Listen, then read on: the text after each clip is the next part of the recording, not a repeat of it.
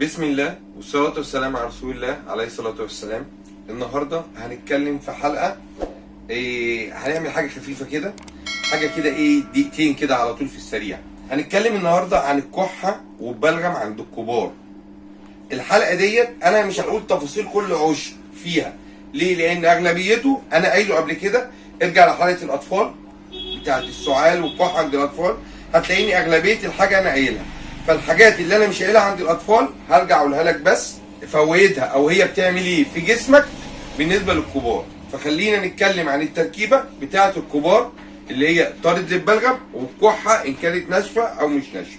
بتتكون تركيبتنا النهارده من 8 اعشاب: التليو، بردقوش، ظهر بابوني، ورق جوافه، حبه البركه، ينسون، حلف بر، لبن دكر.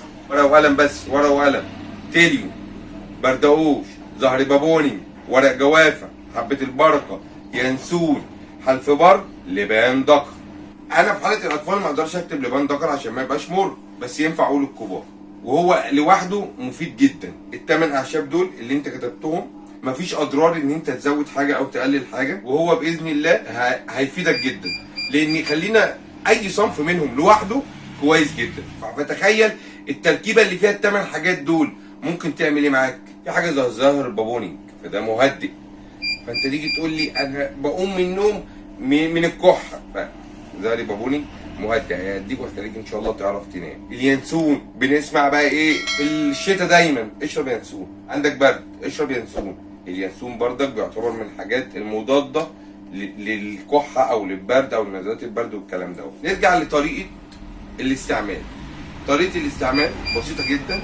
هتطحن الاعشاب ديت وتتغلي معلقه منها على كوبايه ميه الصبح وبالليل مرتين في اليوم. يا ريت يعني تتحلى بمعلقه عسل.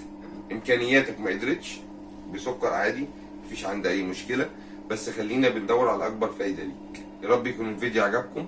دي حاجه بسيطه، انا مش هحاول اطول فيديوهاتي الا لو موضوع يبقى مستاهل وغصب عني. هحاول ان انا اعمل لكم برضك حاجات خفيفه كده في النص، وربنا يا رب يجعلها بفايده. لو الفيديو عجبك دوس لايك، اشترك في القناه. اشوفكم الحلقه الجايه. زي ما جد قال، العشب اللي ما بيفتش ما يضرش. السلام عليكم. عم العطار، اعمل لي من عندك تحبيشة احلي بيه.